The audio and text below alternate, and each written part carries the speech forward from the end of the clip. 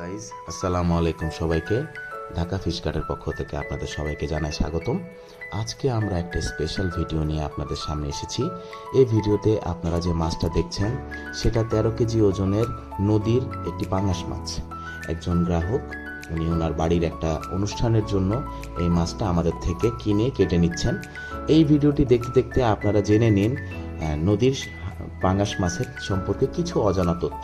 যেমন জেলেদের ভাষায় নদীর পাঙাশ মাছকে তারা সাদা আঙ্গুর হিসেবে বলে থাকে, কারণ এই মাছের প্রচণ্ড ক্ষিপ্র গতি এবং শিকারের স্বভাবের কারণেই নামটা দেওয়া হয়েছে। নর্মালি চাষের পাঙাশ মাছগুলা একটু অলস প্রকৃতির হয়, কিন্তু নদীর স্রোতের কারণে সবসময় জীবনে লড়াই করতে থাকার কারণে এই নদীর পাঙাশগুলো অতটা অলস প্রকৃতির হয় না। এখানে নদীর পাঙাশ এবং চাষের পাঙাশের মাঝখানে পার্থক্যটা আমরা বেসিক্যালি বুঝতে পারি তার গন্ধ বা টেস্টের মাধ্যমে। এখানে আপনাদেরকে বলে রাখা ভালো যে চাষের মাছে কেন গন্ধ হয়।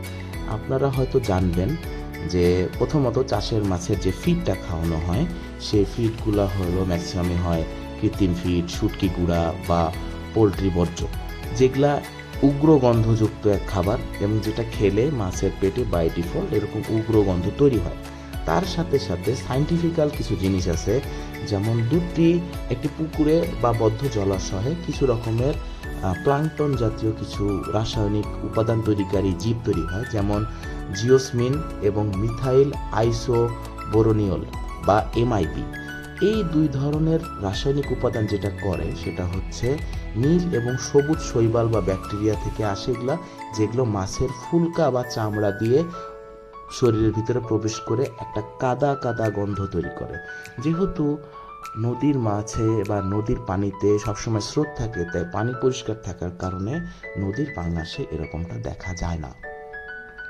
স্বাদের রাজকীয়তা, গন্ধে অতুলনীয় পাঙাশ মাছটা এর পিছনে এটাই হলো মেইন কারণ এই মাছ কখনো কাদা বালি বা প্লাঙ্কটন খেয়ে থাকে না। নর্মালি এই মাছগুলা, নদীর পাঙাশ মাছগুলা জ্যান্ত ছোট মাছ, চিংড়ি, শামুক এবং পরিষ্কার পানির শৈবাল খেয়ে থাকে। নদীর পাঙাশে আরেকটা বৈশিষ্ট্য হচ্ছে এই পাঙাশ মাছ ডিম পাড়ার জন্য ইলিশের মতো অনেক দূর পাড়ি দেয়। এরা ডিম পাড়ার জন্য মোহনা থেকে নদীর উজানে শত শত কিলোমিটার পাড়ি দিয়ে যায়। এই কারণে এদের শরীর হয় শক্তিশালী।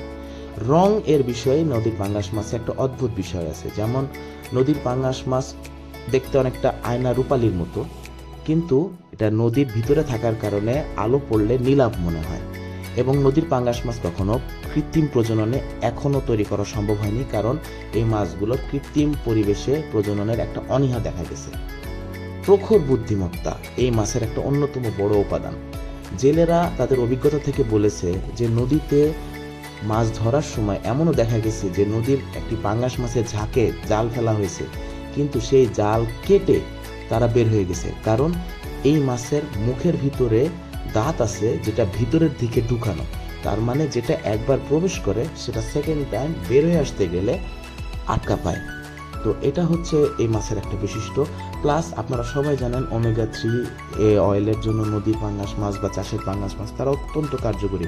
এই মাছে প্রচুর তেল আছে, এবং এটা জেনে আশ্চর্য হবেন গ্রাম বাংলায় আগেকার যুগের মানুষজন নদীর পাঙাশের তেল দিয়ে কুপি বা হারিকেন জ্বালাতো।